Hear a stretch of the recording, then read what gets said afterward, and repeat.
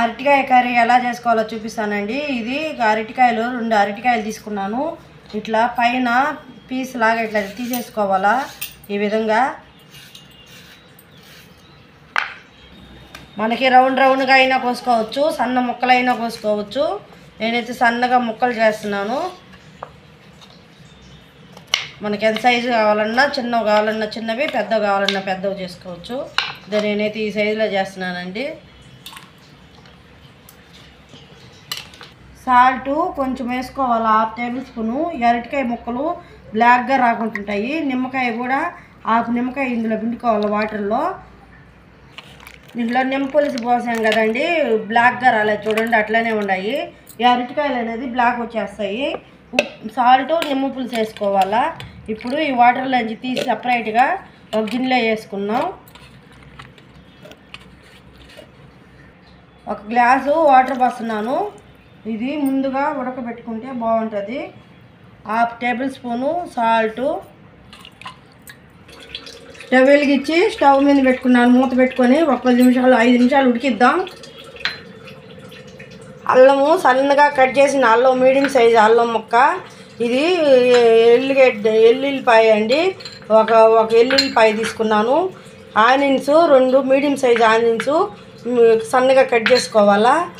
ఇవి దాచిన చెక్క, 2 యాలకులు, లవంగాలు, పచ్చి కొబ్బరి అయినా సరే, ఎండు కొబ్బరి అయినా సరే సన్న ముక్కలుగా చేసుకొని ఇలా పెట్టుకోవాలా. ఇవన్నీ కూడా ఇప్పుడు మిక్సీ వేసుకున్నాం. ఇవన్నీ మసాలా ఇంత చూపించాను కదా, ఆనియన్స్ అవన్నీ మిక్సీకి ఇలా వేసుకున్నాను. ఇప్పుడు పక్కన పెట్టేసుకొని అరటికాయ కూడా చూడండి ఇట్లా అంటే ఒక 5 నిమిషాలు ఉడికితే చాలు, ఉడికిందా చూడండి. ఇప్పుడు ఇది కూడా పక్కన పెట్టేసుకొని పోపు పెట్టుకున్నాం.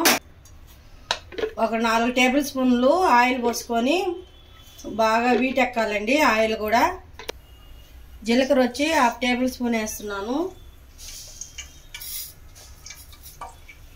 ఆవాలు 1 టేబుల్ స్పూను, మినపప్పు కూడా 1 టేబుల్ స్పూన్ వేసానండి.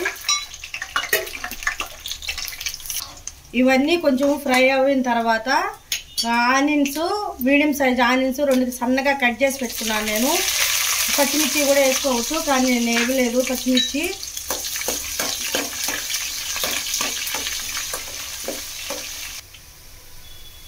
కరివేపాకు 2 రెమ్మలు వేసేసుకోవాలి. ఆనియన్స్ బాగా ఫ్రై అయిన తర్వాత కరివేపాకు వేసుకొని మీడియం సైజు టమాటాలు అయితే 3 కట్ చేసుకున్నాను. ఇవి కూడా కొంచెం బాగా మగ్గిపోవాలండి ఆయిల్లోనే.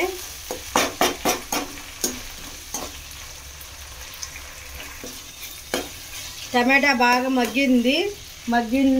ఇప్పుడు మనం అరటికాయల్లోనే సాల్ట్ వేసాం కదా, ఇప్పుడు దీంట్లో కూడా కొంచెమే వేసుకోవాలి, సరిపోయినంత తగినంత సాల్ట్ వేసుకోవాలా.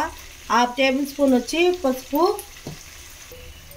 ధనియాల పొడి వచ్చి 2 టేబుల్ స్పూన్లు వేస్తున్నాను.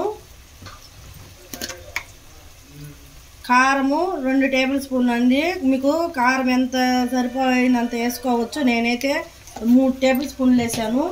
పచ్చిమిర్చి వేసుకుంటే 2 టేబుల్ స్పూన్లు వేసుకోండి. ఇది కూడా కొంచెం బాగా ఫ్రై చేసుకోవాలా. బాగా అంటే 1 నిమిషం ఫ్రై చేసుకుంటే చాలు. ఇప్పుడు మసాలా మనం మిక్సీ పట్టుకున్నాం కదా, కొబ్బరి, అల్లము అన్నీ చూపించాను కదండి మీకు.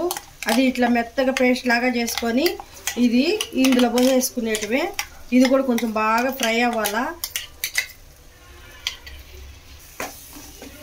ఇది ఫ్రై అవ్వాలంటే ఆయిల్ సపరేట్ అయిపోతుందండి, అప్పుడే మనకు ఫ్రై అయినట్టు లెక్క.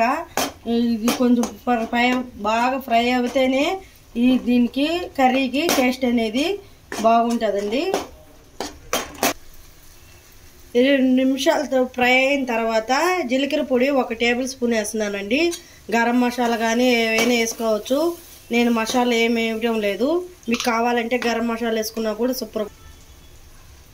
అంతేనండి. ఇదైతే బాగా ఫ్రై అయ్యి చూడండి, ఆయిల్ అనేది కూడా నాకు సపరేట్ అయ్యింది.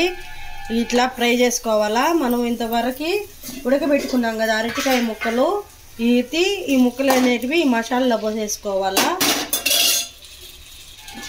ఇట్లా బాగా గెరిటితో కలుపుకోవాలండి. గ్యాస్ సిమ్లోనే పెట్టుకొని అరటికాయ ముక్కలు ఆల్రెడీ ఉడికాయి కాబట్టి నెమ్మదిగానే గట్టితో కలుపుకోవాలి. ఇలా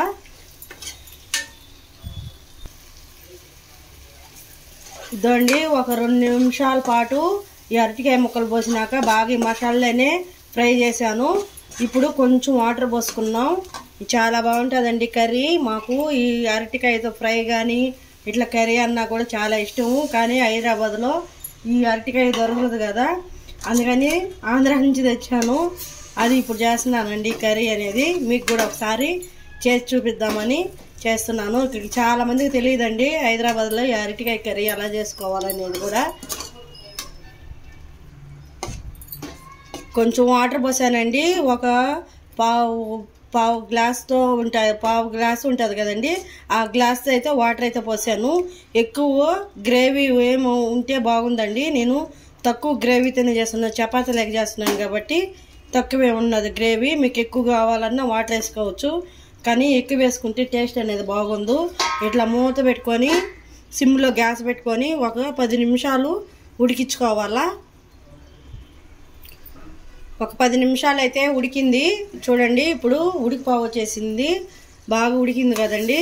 ఇది గ్రేవీ కూడా తక్కువ అయింది కొంచెం. ఇంతవరకు వాటర్ పోసినప్పుడు కింద కూడా గ్రేవీ కొంచెం తగ్గింది.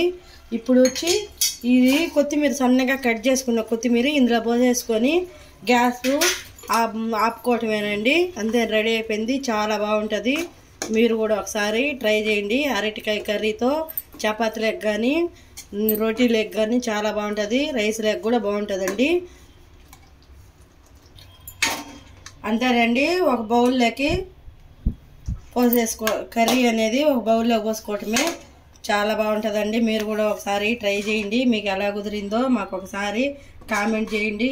ఈ వీడియో కానీ మీకు నచ్చినట్లయితే సబ్స్క్రైబ్ చేయండి. ఫస్ట్ టైం చూస్తున్న వాళ్ళైతే సబ్స్క్రైబ్ చేయండి అండి. థ్యాంక్ యూ అండి. Hi friends, welcome back to my channel. ఈరోజు మన వీడియోలో అరటికాయ కర్రీ ఎలా చేసుకోవాలో చూపిస్తానండి.